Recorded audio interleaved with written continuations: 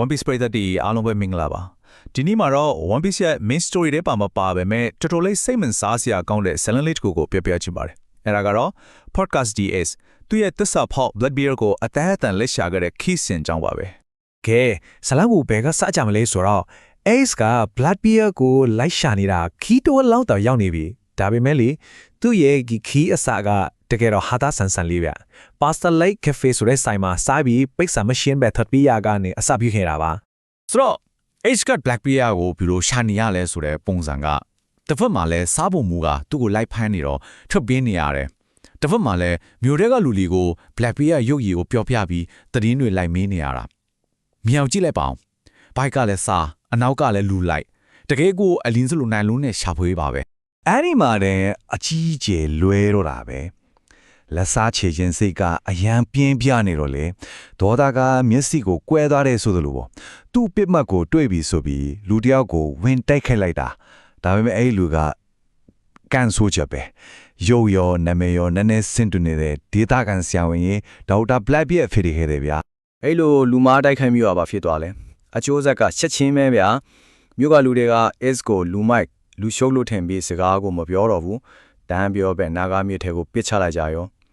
အဲ့ဒီမှာတင်သူ့ရဲ့ Blackbeard ကိုရှာတဲ့ခီးကလည်းခဏလာရက်သွားရတော့တာပေါ့ကဲဒီနေရာနဲ့စားပြီးဇလန်ကအလဲအပြောင်းလေးတစ်ခုဖြစ်လာပြီအေးစီရဲ့မအောင်မြင်တဲ့ရှာပုံတော်ကြီးကနေကန်တရားကပဲစီစဉ်ပေးလိုက်တယ်လို့မထင်မှတ်ထားတဲ့တွေးဆုံမှုတစ်ခုဖြစ်လာပြီးသူ့ကိုလမ်းကြောင်းအသက်ဆက်ဆက်တစ်ခုပေါ်တင်ပေးလိုက်တယ်လို့ပါပဲအဲ့မှာဇကောင်အသက်လေးတွေအပေါ်လာပါတယ်သူ့နာမည်ကမိုးတာစိတ်ထအယံကောင်းတဲ့နွားနို့ထီမအလေးပေါ့မြေထဲမှာအေးနစ်တီမျောပါလာတဲ့ H ကိုသူကမထင်မှတ်ပဲတွေ့ပြီးအသက်ကယ်တင်ခဲ့တာပါ H ကလည်း SPP ပေါ့ဗျာသူ့အသက်ကိုကယ်ခဲ့တဲ့မော်ဒါရဲ့အခြေစိုးကိုပြန်ဆက်ချင်တဲ့အနေနဲ့မော်ဒါကစားတစောင်လေးသွားပို့ပေးပါလားလို့အခုညီတောင်းတော့ဘယ်နေရာပဲဖြစ်ဖြစ်သူသွားပို့ပေးမယ်လို့ခလိပေးလိုက်တယ်ဒါပေမဲ့အဲ့ဒီစာကိုပို့ရမယ့်နေရာကလွယ်မနေဘူးပါမြန်မာလေးဆိုတော့ Grand Line မှာလုံခြုံရေးအဆင့်အမြင့်ဆုံးနေရာတွေတစ်ခုဖြစ်တဲ့ရေတပ်အခြေစိတ်စခန်း G2 ဟုတ်ပါတယ် Marine Base G2 ပါတာမန်ပင်လယ်သားပြတယောက်သား G2 တဲ့ခိုးဝင်ဖို့စ조사ရင်လေတေချောင်းကြံတန်းနဲ့အထူးတူပါပဲကဲလုံခြုံရေးပေးနေရေတက်ခန့်တက်ကြီးတဲကို H တယောက်ဘလို့ခိုးဝေးမလဲဆိုတာကြည့်လိုက်ကြရအောင်ဒီနေရာမှာ X ရဲ့တက်တိကောင်းပုံနဲ့သူ့ရဲ့နေချမ်းတွေကဘလို့ထူးခြားလဲဆိုတာတွေ့ရမှာပါState ရဲ့အစီအစဉ်ဆိုလာကလေတကယ်ရဲရတယ်ရိုးရှင်းလွန်းလို့ပထမဆုံးရေတပ်သားတယောက်ကိုမေ့တော့အောင်ထိုးလိုက်တယ်ပြီးတော့သူ့ uniform ကိုခိုးဝတ်တယ်အဲ့ဒါပြီးတာနဲ့တန်းနေအောင်ထွားလာကစားတော့ခမ်းမှာဘိုက်ရင်ဖြေးဖို့ပါဗျာဒါပေမဲ့သူ့ရဲ့ကိုရောင်ဖြောင်းမှုကကြားမခံပါဘူးဘာလို့လဲဆိုတော့ရေတပ်သားတယောက်ကသူ့ရဲ့ captain သူ့ရဲ့အဖေရင်းလို့ဖြစ်နေတဲ့ White Beard ကိုမကောင်းပြောတာကြားလိုက်ရတဲ့အချိန်မှာ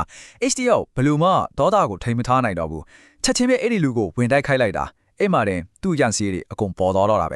ဒီစကန်လုံးကသူ့ကိုလိုက်ဖန်နေပြီဒါပေမဲ့ Ace ကနောက်ဆုတ်သွားလာမဆုတ်ဘူး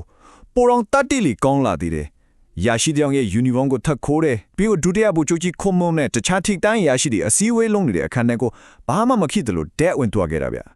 အဲ့မှာပို့ပြီးရတာကအဲ့လောက်အရေးကြီးပါတယ်ဆိုတဲ့ထိတ်တန့်အရာရှိတို့ရဲ့အစည်းအဝေးကဘာကြောင့်ဆွေးနွေးနေလဲဒီလားစခန်းကကော်ဖီတွေကတောက်လို့မရအောင်ခါပြီးအရာသာဆိုးဝါးလွန်းတယ်ဆိုတဲ့အကြောင်းဟုတ်ပါတယ်အဲ့ဒါတခုတည်းကိုပဲအရေးကြီးကိစ္စလုပ်ပြီးဆွေးနွေးနေကြတာမှာ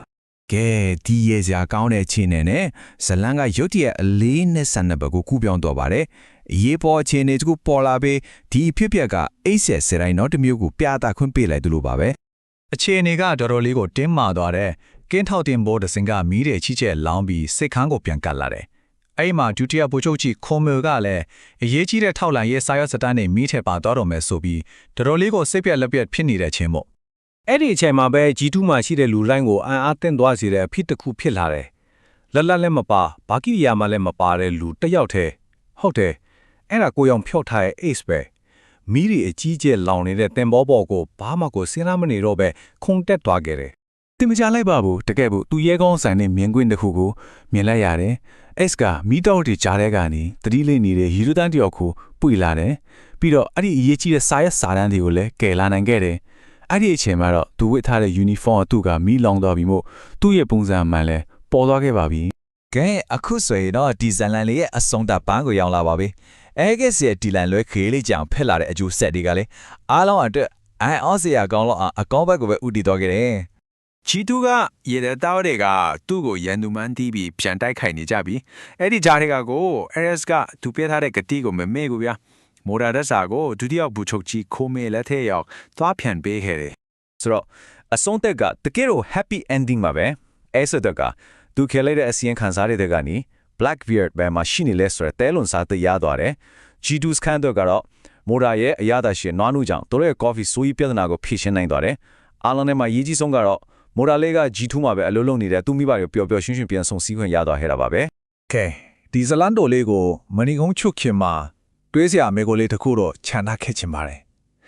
အဲ့စီဒီခီးရှည်ကြီးကသူ့အဖွဲဖို့ကိုတတ်ခဲ့တဲ့တစ္ဆာဖို့တယောက်ကိုအဖြစ်ပေးဖို့တရားမျှတမှုအတွက်လှုပ်ဆောင်ခဲ့တာလားဒါမှမဟုတ်သူ့ရဲ့ကိုယ်ပိုင်အာဃာတနဲ့လက်စားချေခြင်းစိတ်တက်တက်ကြောင့်ပဲလားဒီမေကွန်းရဲ့ခြေက One Piece ဇလန်ကြီးထဲက S ရဲ့ One Day ဆရာစသိမ့်နဲ့တိုက်ရိုက်ဆက်ဆက်နေတာမို့တော်တော်လေးကိုစဉ်းစားစရာကောင်းတဲ့အချက်တစ်ခုပါပဲ